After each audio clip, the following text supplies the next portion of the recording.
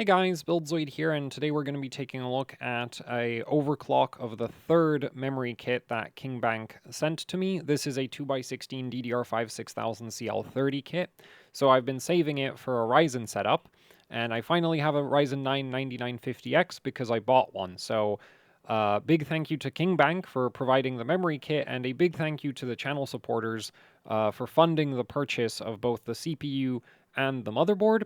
Now then, as you can see on screen, the memory kit is Hynix 16GB ADI, which is these days pretty typical for a 6000CL30 kit, which is sort of the main reason why, especially for Ryzen systems, I would recommend that you just buy a 6000CL30 memory kit instead of something rated higher, because there's a pretty decent chance that something like a 6400 CL32 is not necessarily going to work depending on how lucky or unlucky you got with your memory controller. And this hasn't changed with Ryzen 9000 series. With 7000 series, I was incredibly unlucky. I don't have a single Ryzen 7000 that like reliably does DDR5-6400. With this 9950X, I got lucky enough that it does actually do DDR5-6400, so that's the overclock that we're going to be taking a look at with this memory kit. But yeah, I wouldn't, like, as far as I know, Ryzen 9000 series doesn't have a new memory controller. It does have some improvements, like some, but I'm not, like, as far as I know, it's not like a better manufacturing process or anything. So, and it's not like the same memory controller as the one found in the APUs. So I would still say that, like, if you want a, uh, if you're buying a memory kit that you just want it to work out of the box, go for 6000 CL30, and then you can tune it up from there instead of buying a 6400 or higher rated kit and then having to fix any stability issues, right? It's nicer to start from something that works than from something that doesn't. So anyway, as you can see in the setup, I do have a fan on the memory sticks because this is a 6400 CL28 overclock, so I'm pushing the voltage pretty high. And in order to also run a a long refresh interval, keeping the memory temperatures down is absolutely critical. So there is a fan over the memory sticks. Mind you, that's just an AMD stock cooler fan. That's honestly kind of a shame that like AMD, like the 9000 series doesn't come with stock coolers, because the stock cooler, like the fan that those AMD stock coolers come with, the whole, like the screw holes on it line up with the mounting holes on a motherboard. So like that is like, I just use like really tall standoffs, and then the fan is actually screwed down to the board. So that's just kind of neat, though you can't really see it in this camera angle, which is a bit unfortunate. Anyway, so that's the cooling setup. And the ambient air temperature in the room has been around 23 degrees during stress testing. So not like a relatively like good operating environment for memory sticks, right? Like obviously if you have a case, like you could have a much higher ambient air temperature because you're just in a warmer climate, or because you have a 4090 in a hot box case with no airflow. Either of those are gonna, be detrimental to memory overclocking efforts, especially to the refresh interval timing that you can run. So anyway, here's the stress testing that I've done. So we have the just bit over 2 hours of Y-Cruncher VT3. So that all passed. In 1-to-1 mode, I'm not too concerned about this not passing, unless you're pushing like really high FCLK, which I'm not, because for DDR5-6400, 2133 has a slight, like 2160, so 2200 might actually be viable, but the like 2133 and 2200 will perform kind of like 2133 should actually have slightly better latency, because there's a slight like optimization of the buffers between the Infinity Fabric and the memory controller for a 3-to-2 like frequency ratio, because the Infinity so at 3200 that's 2133. But 2200 would give you, for some like very bandwidth limited tests that would give you a bandwidth advantage, as the Infinity Fabric is a bit slow compared to the DDR5. But in most circumstances, 2130, like at 6400, 2133 is generally the best, and 2166 is definitely not good. Because it's not that much, like you don't really get the bandwidth benefits of say a 2200, and you get a latency penalty for stepping outside of the 3:2 ratio. Um, so yeah, so that's why 2133. Technically, this probably could have run 2200. It's just verifying Infinity Fabric stability is way more complicated than verifying memory stability, and I prefer not having to deal with that, especially when it doesn't make much of a, like, it's not going to make much of a difference in terms of performance right here. So that's what's going on with that. Then SoC voltage is 1.22. This isn't minimized. There's a chance, like, this CPU actually boots 6600 in 1-to-1. So that's 1-to-1 for the UCLK and the MCLK. So that's the memory clock to the memory controller ratio. And then there's the Infinity Fabric to memory controller. It's not really a ratio, but like relationship, which works best at 3-to-2. Or you can just run really high FCLK, though that's more of a consideration for like 6200 or 6000. But yeah, so this CPU actually boots 6600. It's not at all stable at 6600, but that's way better than all of my Ryzen 7000s, which didn't boot 6600 at all. So yeah. Now, like when it comes to like getting 6400 to work, it really is just a matter of getting lucky with the memory controller. Some CPUs, even with 1.3 volts of SoC voltage, will simply not run 6400. They just won't, and there's nothing you can do about it except maybe buy more CPUs, which is not a very sensible thing to do because 6200 is not that much slower than 6400. So I really don't think it's something to like stress out about, oh, my CPU doesn't work at 6400, but it is a reason to not, go for a memory kit that's rated for 6400 because chances are you're going to end up with an Expo or XMP profile that you can't use if you get unlucky with your memory controller. Anyway, I'd consider this CPU relatively lucky because it runs 6400 at rather low SoC voltage and it even boots 6600. So yeah, that's kind of that. Also here you can see the SPD for the KingBank memory kit. So it has a 6000 Expo profile and an XMP profile. I think for Intel, 6000 is a bit like unnecessarily cautious, especially with a single rank kit. For single rank Hynix kits for Intel, I would go for higher rated stuff. But for AMD, I really do consider 6000 CL30 to be sort of the convenient option. It's also not even that expensive. And then you can just, and then if your memory controller is good, you can manually clock it up to something like 6400. So anyway, yeah, so Y-Cruncher, 15 hours of Karhu, 13 hours of HCI memtest. This is just a wrapper to run it. Like the main reason I use this wrapper is it fixes compatibility with E-cores on Intel CPUs. But it also seems to help with the load balancing on Ryzen chips because the other like the run Memtest Pro without this wrapper, in my experience, like in the past, would have there's not really an issue, but basically some of the threads would run way behind the others, so you'd end up with like 1900% coverage on one thread on like half of your threads, and then like or not even half of your threads, like most of your threads would be at like 1900, and then there'd be a couple that are at like 1500% coverage. So yeah, that's kind of annoying with HCI, but it's not as bad as the E-core compatibility, which is basically non-existent. But anyway, so yeah, so it passed memtest, it passed Karhu, it passed Y-Cruncher VT3. Max memory temperature throughout testing was 40 degrees Celsius, which is a bit low considering the memory voltage I'm running. I was originally trying to do 6400 CL26, but unfortunately these memory sticks require way too much voltage to do CL26. And at that point, they just aren't like, this is like a thing that I've run into a few times with Hynix sticks is at some point, if you keep raising the memory voltage, the stability just doesn't get better. It just hits a brick wall, and in fact, sometimes it'll just get worse, and that's usually above 1.75 volts. And so, yeah, like my attempt at CL26 failed, And so I just dropped it down to 1.65, which is definitely on the high side of the voltage requirements for CL28. Like, this would probably work at 1.6.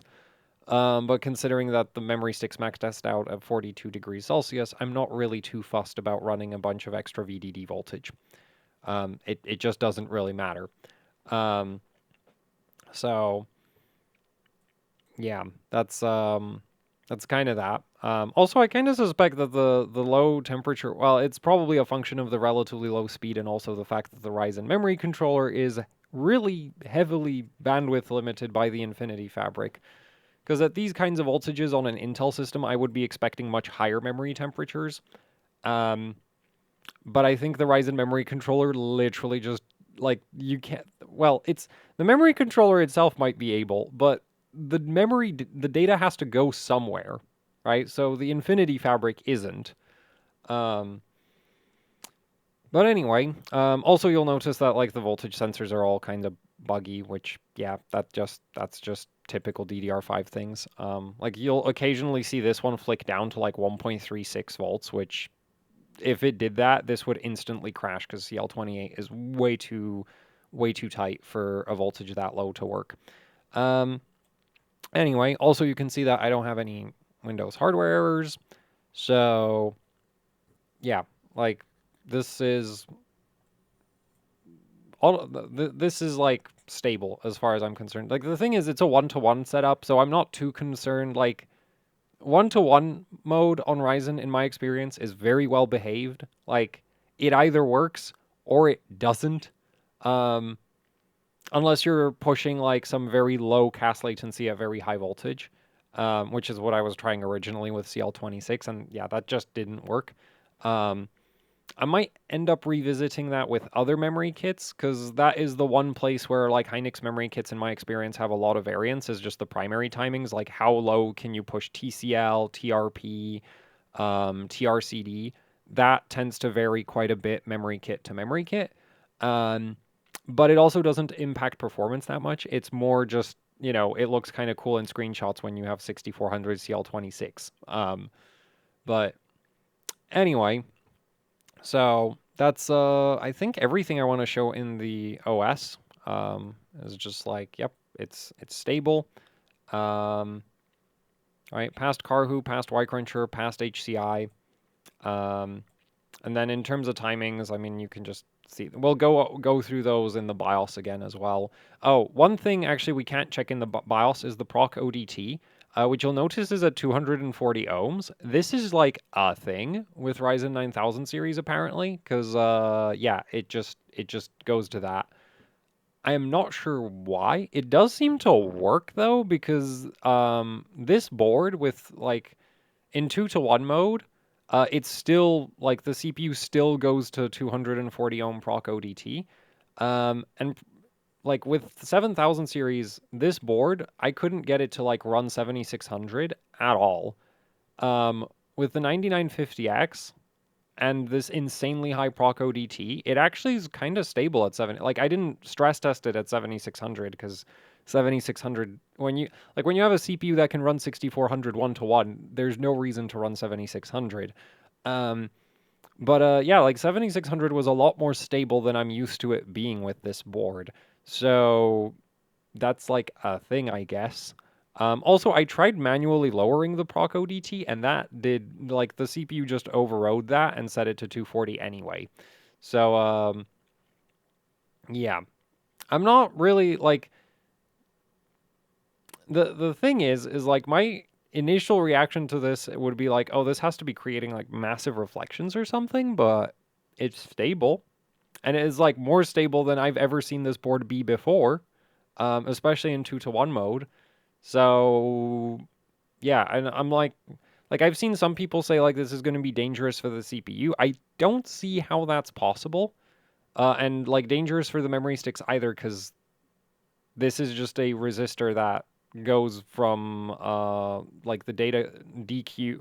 Actually, I'm not sure if that one's for DQ, but it'll basically connect between a signal line and either a reference, like a voltage reference, or a ground. And honestly, higher resistance would just reduce the amount of current that you would have to like put through the signal trace. So if anything, it might actually put less stress on the output drivers of the memory sticks. But I'm not 100% certain about that. But yeah, that's like a thing that like the 9950X just does that. I need to do more testing on that, but like, yeah, that seems to be a thing now. And yeah, so that's that. Oh, also, if yeah, you can also see that the RDL timings are like matched between both channels. I don't usually have issues with that in my experience. Like, I've checked a few setups retroactively where like people would ask about if the RDLs are getting mismatched, and it's like I've not really run into that with Ryzen and DDR5. So yeah, even though it's not something I like really pay attention to, that's just not been an issue for me. So anyway, let's go into the BIOS, and actually I'm gonna shrink this so you can see how quickly, like we are on fast boot right now. So obviously it's just gonna skip memory training, so it's gonna boot pretty quickly, but you know, the actual like memory training right now is pretty long. There are ways to manually shorten it. I've not looked into doing that yet, as that could negatively impact stability.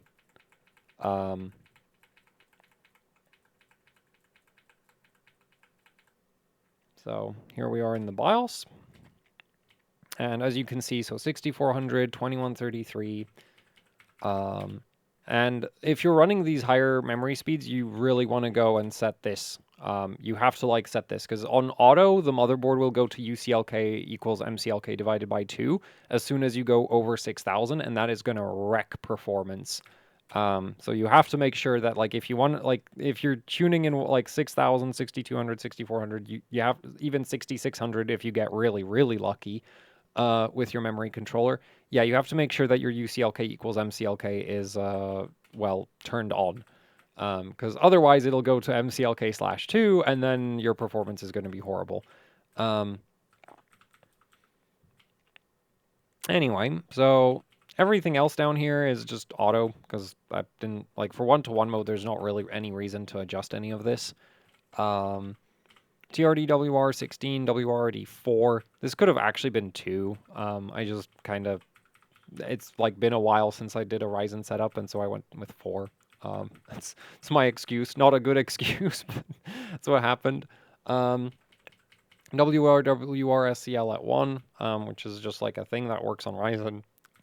Read-to-read SCL4, WTRS4, WTRL14, TFAW20. Now, this is an Asus motherboard, so it does let you like go below that, but I did a bunch of actually like testing with this system, where I tested everything from like 4416 to like 8832, and they all perform really similarly, which makes sense. And so I just settled on just going with the 8420 setup, because it didn't really like, yeah, it didn't really seem to perform any different than like 6624 or 8832. At least in the test that I ran, which was like 3D Mark 11 and Pi Prime. So yeah, RTP at 12. I didn't try lowering that further. It might go lower, but it also doesn't really matter that much. TRFC1 at 422. This could go a little bit lower because it is Hynix A die, but not much lower. Like 422 at 600, 6400 is about, it's like pretty close to minimized. And also with a refresh interval of 65,000, it really doesn't matter that much if I tighten TRFC a bit more. TWR at 48. Again, this is a, oh wait, no, it doesn't let you set TWR below 48. Okay. So it does enforce that limit. Oh, also TRFC2 and same bank, as far as I know, are still not used by AMD memory controllers. So I've just left them on auto because they don't do anything. TRC at 62 because TRAS and TRP at 32 and 30. TRP at 32 because I don't think I tested 30. But usually in my experience with ADI, your TRP bottoms out at like 4 ticks above TCL. most of the time, and it doesn't really scale with voltage. So yeah, TCL28, and well, it scales a bit with voltage, but not as much as TCL. So TCL28, TRP32, TRCD38. On some sticks, you can 6400 TRCD37 is possible. I didn't test it here, because it like TRC like pushing TRCD a bit too low can like sometimes it can take a while before it errors out, and that's just annoying. So, you know, being a bit lazy with this, I set it to 38 because 38 as 6400 is basically guaranteed to work, especially with how much memory voltage I'm running.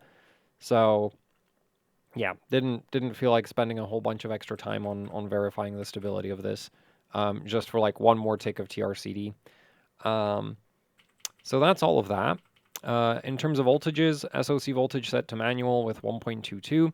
You may notice that this voltage readout over here says 1.243 volts. The reason it reads 1.243 volts is because it's connected before, like that voltage measurement happens before the resistance of the CPU socket, and so it reads high. And that's also why Asus has this like second SoC voltage readout down here, which reads a bit low because that one's after the CPU socket resistance, and I believe the auto SoC load line...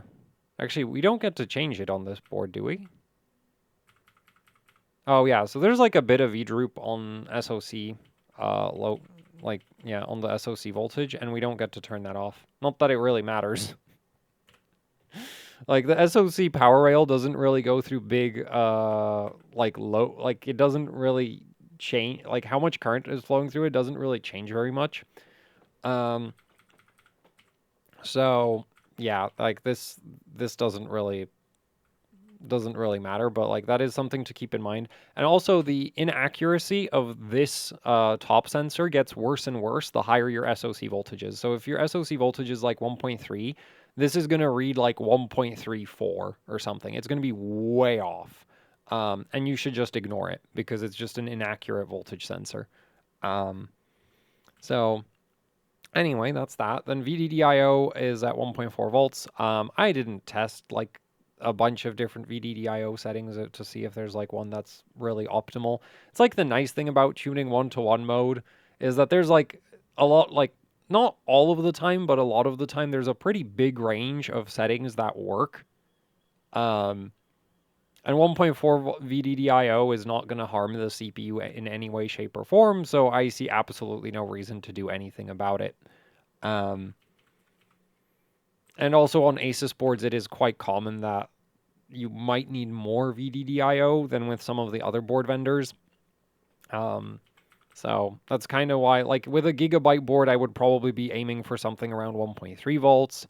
ASRock, I'm not sure right now because like there was some ASRock BIOSes where I needed it pretty high. That might have changed recently because that's like the funny thing is like VDDIO behavior actually like can change quite significantly depending on which BIOS version you're on. Like early like launch x670 gigabyte BIOSes would worked best with really high VDDIO, and then like a few months later that same kind of like high VDDIO like no longer was stable at all. And you need to run like low VDDIO instead.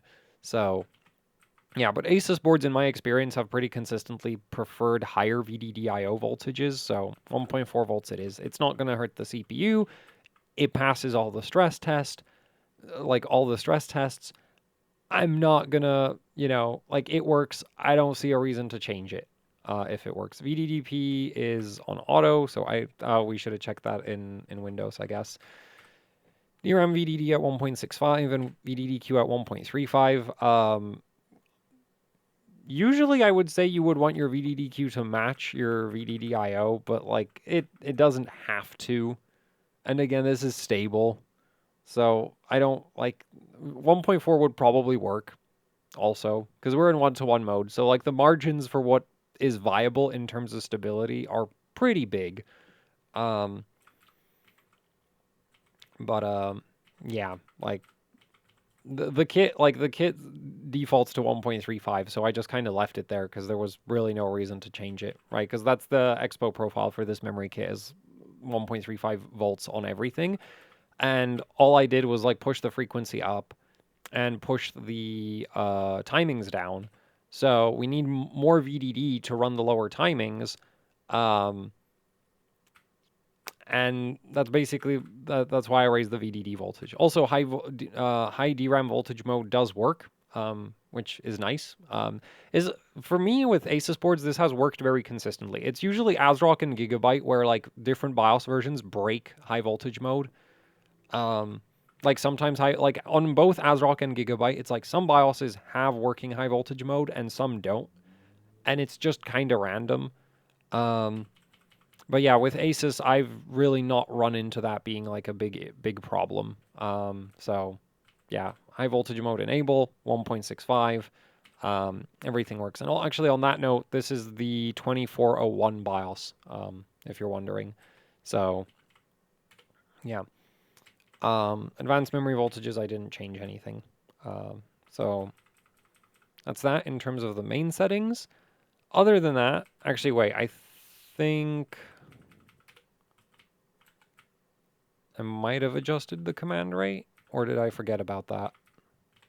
Oh no, I left that on auto because the board defaults to 1T anyway, if I remember correctly.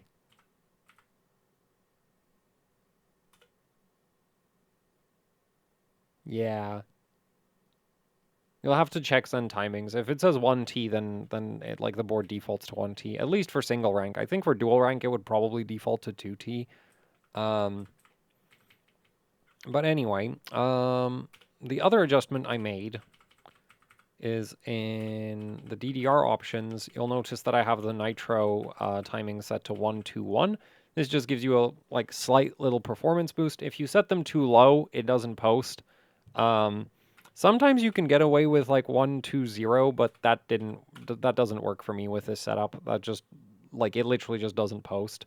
Also, here is where you could try reduce the memory like training time, because you have like the burst length here for like, so this is receive and then transmit burst lengths. So you can reduce this, and that will actually reduce the memory training time, though it might negatively affect stability. So yeah, and then for a 1-to-1 mode DFE, like, I mean, I've left it on auto, so it might be active, but in 1-to-1 mode DFE, I don't think is super necessary, even on a 4-DIMM board. But yeah, so that's that. I've not changed anything else in these menus over here. And actually, I'm just going to quickly check, because I'm not sure. I think under AMD CBS... Oh yeah, so you have this training runtime reduction. I haven't checked if it works on this BIOS version, but that is something like if you want to try, like if you're doing a lot of memory tuning and you want to reduce the training time, this might be something worth it might be worth trying to turn this on. The obvious like potential issue with this is you turn this on and your stability gets way worse. But in theory, well, I've not really had issues with that setting in the past, and usually, as far as I can tell, that's like every time there's like a BIOS update where it's like, oh, drastically reduced memory training time, it's usually just this getting turned on. So now I don't know if there's like other adjustments that have been made in the background that like, allow for that to be enabled. But yeah, that tends to drastically reduce memory training time. And the other option is if you go into the nitro settings, you can reduce the training burst lengths. So anyway, yeah, that's it. For this setup, I am running it with like way more voltage than necessary. Also, if you wanted to do this with like run a similar setup but with like less ridiculous voltage, like say 1.43, so that you don't need the high voltage mode, then really the only adjustments that this setup would really require is probably something like, I mean, if you get lucky, it might work at CL30, but erring on the side of caution, I'd say like 32, probably 34, 64, and this will actually probably still work, the WTRL at 14. So, yeah. So that's how, like, I would adjust this if I wanted to run this at lower voltages. It's mainly just tuning the primary timings, because everything else, like, pretty much bottoms out at, like, 1.4 volts already. So the high voltage DDR5 overclocks are basically always about just flexing a low cast latency, which from a performance perspective really doesn't matter. It just looks cool in screenshots. Like that is my form of clickbait for my videos, is like CL26, CL28 at some ridiculous frequency, because I know that all I need to do is raise the VDD voltage until it works.